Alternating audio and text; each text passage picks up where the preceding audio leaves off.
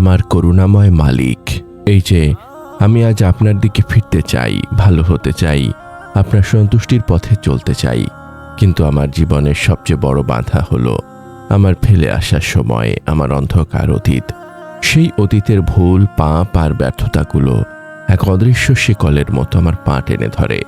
শয়তান আমাকে কুমন্ত্রণা দেয়, তুমি এত খারাপ কাজ করেছ, তোমার আর ভালো হওয়ার কোনো সুযোগ নেই। এই ভার নিয়ে আজ আমার হৃদয় আপনার কাছে ব্যাকুল। আমি যখনই ভালো হতে চাই, আমার অতীত আমাকে টেনে ধরে। হে আল্লাহ, আমার অতীতকে আপনি আমার মুক্তির কারণ করে দিন। আপনার ক্ষমার আলোয় আমার অতীতকে মুছে দিন। এই অতীতই আমার জীবনের সবচেয়ে বড় পরীক্ষা।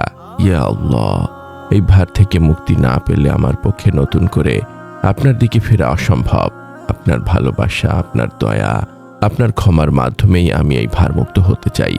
আমার জীবনের প্রতিটি মুহূর্ত, প্রতিটি নিঃশ্বাস, প্রতিটি সজ্জদা যেন এই অতীত থেকে মুক্তির জন্য উৎসর্গকৃত হয়। আসসালামু আলাইকুম ওয়া রাহমাতুল্লাহি ওয়া বারাকাতুহু। আল্লাহর অপরিসীম রহমত ও শান্তি বর্ষিত হোক আপনার উপর। হে সেই ব্যক্তি যিনি অতীতের ভার সত্ত্বেও নতুন করে আল্লাহর পথে ফিরতে চান, এই মুনাজাতের ক্ষণটুকু আপনার জন্য হোক এক গভীর শুদ্ধিকরণ।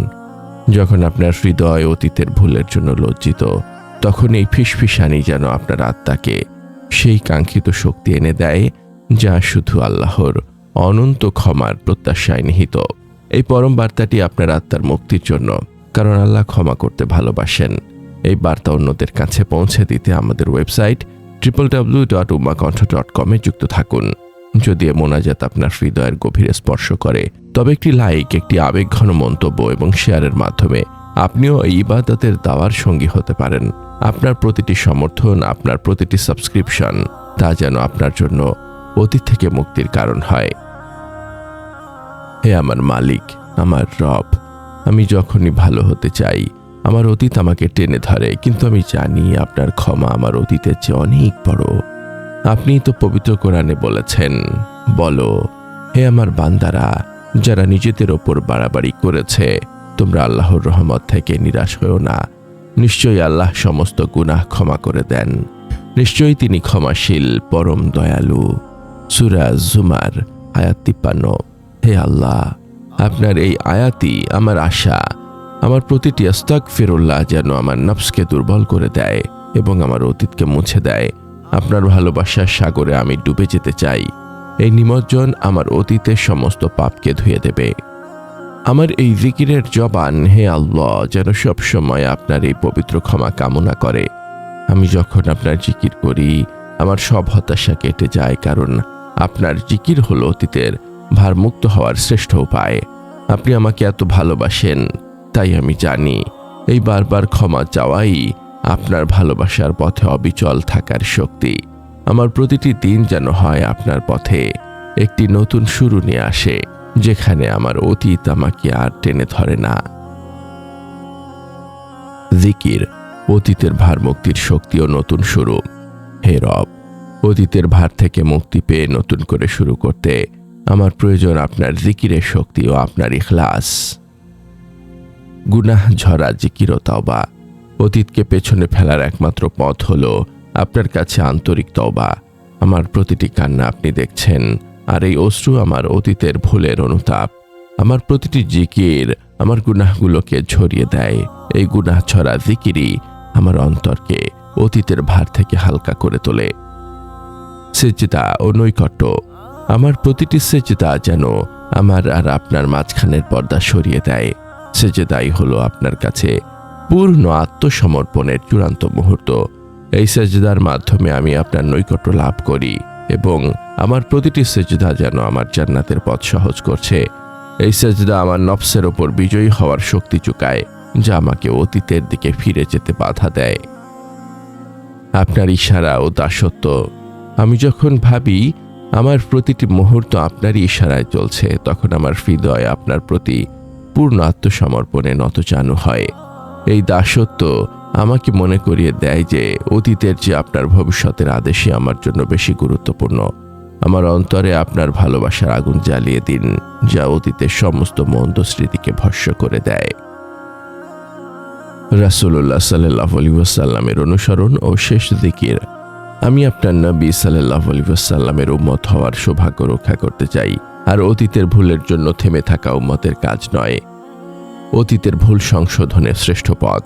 আমার জীবনের শেষ কথাটা যেন হয় আপনারই জিকির। এই জিকিরই আমার জীবনের চূড়ান্ত আমল, যা অতীতের ওপর চূড়ান্ত বিজয় প্রমাণ করবে। হে আমার প্রতিপালক, আমাকে সেই সব বান্দাদের অন্তর্ভুক্ত করুন যারা অতীতকে পেছনে ফেলে আপনার পথে দৃঢ়ভাবে চলে।